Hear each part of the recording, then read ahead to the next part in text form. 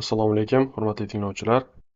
Tabiiy jihozlarni sinovdan o'tkazish va kalibrlash malaka oshirish kursining 15-mavzusiga yetib keldik. 15-ma'ruzamiz tibbiy asboblarni sinovdan o'tkazishning yangi texnologiyalari va kelajakdagi tendensiyalari deb nomlanadi. Tibbiy asboblarni sinovdan o'tkazish ularning xavfsizligi, samaradorligi va ishonchliligini ta'minlashda muhim rol o'ynaydi. Chunki bu qurilmalar bemorlarning sog'lig'i va hayot sifatiga bevosita ta'sir qiladi. Texnologiyaning rivojlanishi bilan sinov usullari tez o'zgarib, samaraliroq va aniq yondashuvlarni joriy qilmoqda. Takomillashtirilgan diagnostika, davolash va monitoring uchun yangi imkoniyatlar ochmoqda. So'nggi yillarda sanoatni sezilarli darajada o'zgartiradigan sun'iy intellekt, narsalar interneti, ya'ni Internet of Things, virtual reallik va raqamli egizaklar kabi innovatsion texnologiyalarga qiziqish ortib bormoqda. Ushbu tendensiyalar tibbiy asbob sinovining kelajagiga qanday ta'sir qilishi mumkinligi tushunish uchun ehtiyotkorlik bilan tahlil qilishni talab qiladi. Zamonaviy tibbiy texnologiyalar jadal rivojlanmoqda va ular bilan birga ularni sinovdan o'tkazishga yondashuvlar ham o'zgarib bormoqda. Sun'iy intellekt, avtomatlashtirilgan tizimlar va shaxsiylashtirilgan sog'liqni saqlash yechimlarining joriy etilishi an'anaviy sinov usullarini inqilob qilmoqda. Bu qurilmalarning qat'iy tartibga soluvchi standartlarga javob berishi va bemorlarga xavfsizligini ta'minlash uchun yangi tendensiyalar va muammolarni chuqur tushunishni talab qiladi. Texnologiyaning jadal rivojlanishi va innovatsiyalarning o'sishi bilan tibbiy asboblarni sinovdan o'tkazish mavzusi har qachongidan ham dolzarb bo'lib qoldi. Ushbu tadqiqotning maqsadi tibbiy asboblarni sinovdan o'tkazish sohasidagi joriy va kelajakdagi texnologiyalarni tahlil qilish, ularni rivojlantirishning asosiy tendensiyalari va istiqbollarini aniqlash, shuningdek yangi sinov usullarining mumkin bo'lgan qiyinchiliklari va afzalliklarini baholashdir. Tibbiy asboblarni sinovdan o'tkazishda qo'llaniladigan zamonaviy texnologiyalarni ko'rib chiqish, sinov jarayonida avtomatlashtirish va sun'iy intellektdan foydalanishning yangi tendensiyalarini o'rganish, shaxsiylashtirilgan tibbiy asboblarning rolini va ularning sinov usullariga ta'sirini baholash, innovatsion texnologiyalarni joriy etishdagi asosiy muammo va to'siqlarni aniqlash, tibbiy asboblarni sinovdan o'tkazish uchun kelajakdagi tendensiyalar va rivojlanish prognozlarini tahlil qilish, normativ siyosatdagi o'zgarishlarning kelajakda tibbiy asboblarni sinovdan o'tkazishda ta'sirini baholash. Tibbiy asboblarni sinovdan o'tkazishda zamonaviy texnologiyalar. Tibbiy asboblarni sinovdan o'tkazish ularning xavfsizligi, samaradorligi va normativ talablarga muvofiqligini ta'minlashning asosiy bosqichidir. So'nggi yillarda tibbiy asboblarni sinovdan o'tkazish usullari va yondashuvlarni sezilarli darajada o'zgartirgan innovatsion texnologiyalar paydo bo'ldi. Quyida ushbu sohada qo'llaniladigan asosiy zamonaviy texnologiyalar keltirilgan. Birinchisi sun'iy intellekt, AI deymiz va mashinani o'rganish, machine learning. Ya'ni ma'lumotlar tahlilini avtomatlashtirishga yordam beradi. Ya'ni AI sinov paytida to'plangan katta hajmdagi ma'lumotlarni tahlil qilish uchun ishlatiladi. Bu yashirin naqshlarni ochib berishi va qurilmaning mumkin bo'lgan muammolari yoki nosozliklarini bashorat qilishi mumkin. Yangisi muvaffaqiyatsizlikni bashorat qilish. Mashinani o'rganish algoritmlari qurilmaning mumkin bo'lgan nosozliklari yoki nuqsonlarni erta bosqichda bashorat qilishi mumkin. Bu esa sifat nazoratini sezilarli darajada yaxshilaydi. Yangisi diagnostika jarayonlarini avtomatlashtirish. AI ilgari inson aralashuvini talab qilgan vazifalarni avtomatlashtirish orqali diagnostika va sinov jarayonini tezlashtirishga yordam beradi. Yangisi narsalar interneti, ya'ni IoT, Internet of Things, haqiqiy vaqtda monitoring qilishga yordam beradi. Ya'ni IoT yordamida qurilmalar real vaqt rejimida o'z ishlashi haqidagi ma'lumotlarni uzatishi mumkin. Bu esa muhandislarga ularning sog'lig'i va ish faoliyatini masofadan kuzatish imkonini beradi. IoTni tezkor integratsiyalash, ya'ni tarmoqqa ulangan qurilmalar ma'lumotlarni tahlil qilish uchun avtomatik ravishda uzatib, aniqroq va tezroq natijalarni taqdim etish mumkin. Nosozliklar oldini olish, ya'ni IoT qurilmaning ishlash davrinlarini kuzatishga va to'plangan ma'lumotlar asosida yuzaga kelishi mumkin bo'lgan nosozliklarni bashorat qilishga yordam beradi. 3D bioprinterlardan foydalanish va tezkor prototiplash. Ya'ni prototiplash 3D bosib chiqarish sinov uchun tibbiy asboblar prototiplarini tezda yaratish imkonini beradi. Bu ishlab chiqarish vaqtini qisqartiradi va muhandislarga sinov natijalarini asosida qurilma dizaynini tezda o'zgartirishga imkon beradi. Mahsulotni moslashtirish. 3D bosib chiqarish bemorlar uchun moslashtirilgan yechimlarni yaratishi mumkin. Bu esa qurilmaning mosligi va samaradorligini tekshirish uchun noyob sinov usullarini talab qiladi. Keyingisi to'rtinchisi robotik tizimlar, ya'ni sinovni avtomatlashtirish. Robotik tizimlar yuqori aniqlik va takrorlanuvchanlik bilan standartlashtirilgan testlarni bajarish uchun ishlatiladi. Bu inson xatolarini bartaraf qiladi va natijalarning ishonchliligini oshiradi. Robotik stress testi robotlar haqiqiy ish sharoitida uning chidamliligi va ishonchliligini baholashga yordam berish uchun qurilmadagi kuchli stressni simulyatsiya qilishi mumkin. Keyingisi katta ma'lumotlar texnologiyalari, ya'ni sinov natijalarini tahlil qilish. Katta ma'lumotlar sinov paytida olingan ma'lumotlarni saqlash va tahlil qilish uchun ishlatiladi. Bu eng yaxshi sinov amaliyotlarini aniqlash va qurilma xatti-harakatlarini bashorat qilish orqali ma'lumotlarga asoslangan qarorlar qabul qilishni yaxshilash imkonini beradi. Sinov jarayonini avtomatlashtirish. Big data texnologiyalari sinovdan o'tayotgan qurilmalar haqidagi millionlab ma'lumotlarni tahlil qilish va namunalarni aniqlash imkonini beradi. Bu esa test usullarini yaxshilashga yordam beradi. Keyingisi virtual va kengaytirilgan haqiqat, ya'ni VR va AR. Sinov simulyatsiyalari virtual va kengaytirilgan haqiqat texnologiyalari turli sharoitlarda ishlaydigan tibbiy asbob simulyatsiyalarini yaratish uchun ishlatiladi. Bu sizga qurilmadan bemorlar uchun xavf tug'dirmasdan foydalanishning mumkin bo'lgan ssenariylarini o'rganish imkonini beradi. Ta'lim va o'qitish. VR va AR tibbiyot xodimlari va muhandislarini xavfsiz virtual muhitda qurilmalarni sinovdan o'tkazishga o'rgatish uchun ham qo'llaniladi. Bu esa yangi yechimlarni amalga oshirishni tezlashtiradi. Tibbiy asboblarni sinovdan o'tkazishni avtomatlashtirish. Tibbiy asboblarni sinovdan o'tkazishni avtomatlashtirish zamonaviy tibbiyotning asosiy yo'nalishlaridan biri hisoblanadi. Bu inson xatosini minimallashtirish va xatolik ehtimolini kamaytirish orqali test aniqligini va tezligini va samaradorligini oshirishga yordam beradi. Sinovlarni avtomatlashtirishning zamonaviy texnologiyalariga robot tizimlari, dasturiy yechimlar va sun'iy intellekt kiradi. Ular yuqori darajadagi ishonchlilik va test jarayonlarini standartlashtirishni ta'minlaydi. Tibbiy asboblarni sinovdan o'tkazishni avtomatlashtirishning asosiy jihatlari robotik sinov tizimlari, ya'ni yaxshilangan aniqlik va takroriylik. Robotik tizimlar yuqori darajadagi aniqlik va takrorlanuvchanlik bilan jismoniy testlarni bajarishga qodir. Masalan, robotlar qurilma yasashga foydalanilgan materiallarning mustahkamligini tekshirish yokida real sharoitlarda qurilmadan foydalanishni taqlid qilishi mumkin. Keyingisi sinov jarayonini tezlashtirish. Robotlardan foydalanish sinov vaqtini sezilarli darajada qisqartirishi mumkin, chunki ular uzluksiz ishlashi mumkin. Bu esa samaradorlikni oshiradi va xarajatlarni kamaytiradi. Keyingisi qiyin sharoitlarni simulyatsiya qilish.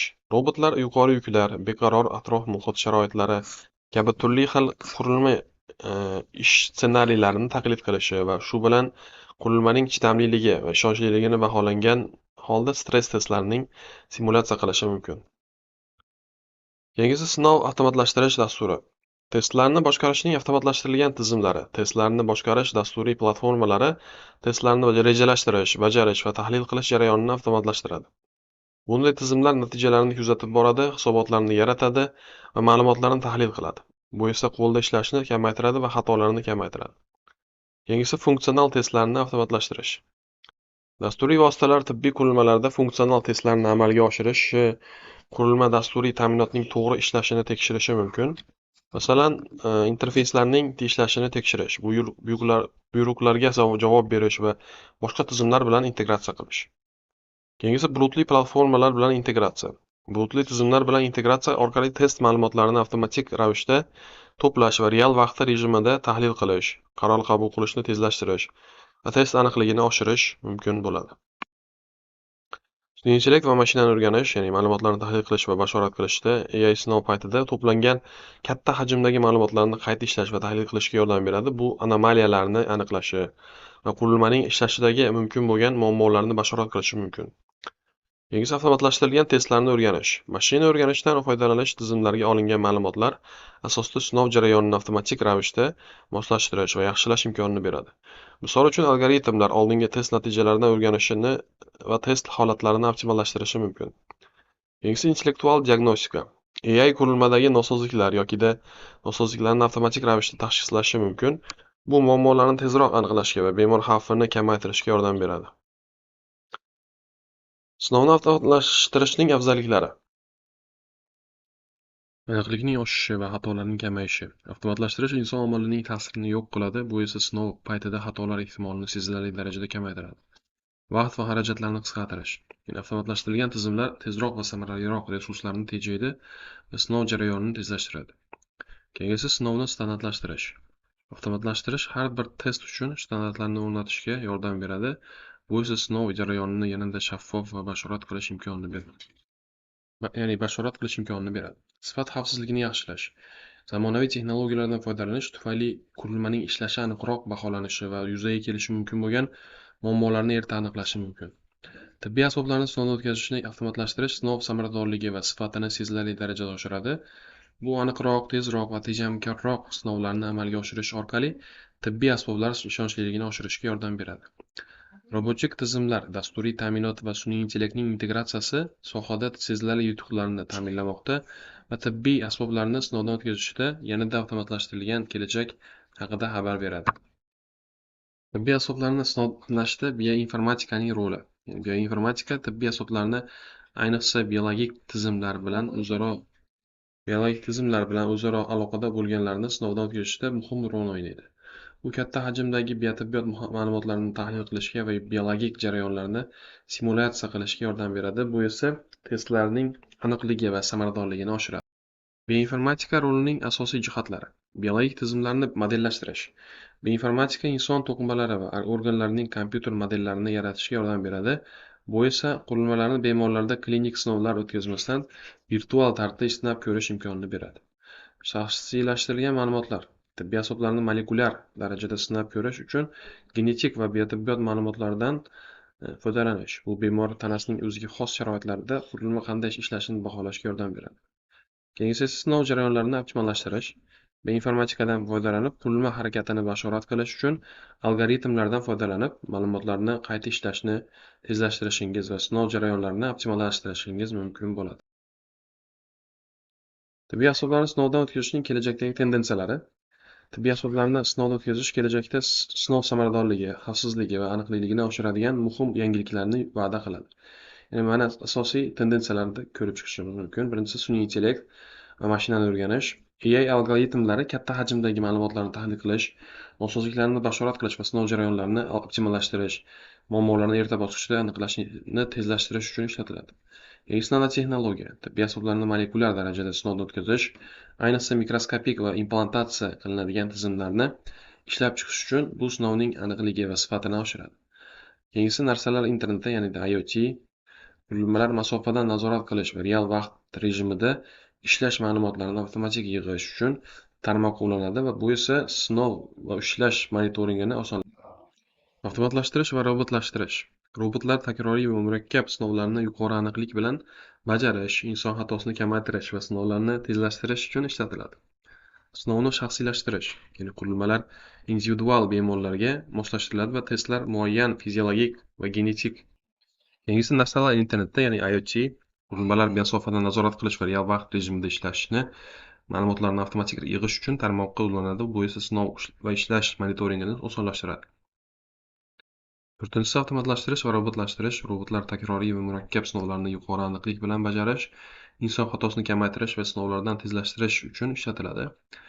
Beshinchisi esa sinovni shaxsiylashtirish, ya'ni qurilmalar individual bemorlarga moslashtiriladi va testlar muayyan fiziologik va genetik sharoitlarga moslashtiriladi. Ushbu tendensiyalar tibbiy asboblarni sinovdan o'tkazish, ularning sifati va ishonchliligini oshirish uchun aniqroq, tezroq va xavfsizroq usullarga olib keladi. Yangi standartlarning ishlab chiqish va sinov jarayoniga ta'siri.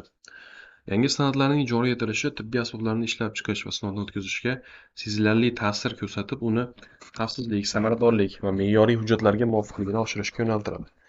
Asosiy ta'sirlarga quyidagilar kiradi: xavfsizlik va sifat uchun talablar. Yangi standartlar ishlab chiqishning barcha bosqichlarida qurilma xavfsizligini yanada qattiqroq sinovdan o'tkazishni talab qiladi. Bu esa sinovning davomiyligi va murakkabligini oshiradi. Qurilmalar biologik moslik, elektromagnit moslik va mexanik kuch uchun batafsilroq sinovdan o'tadi. Innovatsion texnologiyalar integratsiyasi. Yangi standartlar bilan tartibga soluvchilar sun'iy intellekt va robototexnika kabi ilg'or texnologiyalardan foydalanishni rag'batlantirmoqda.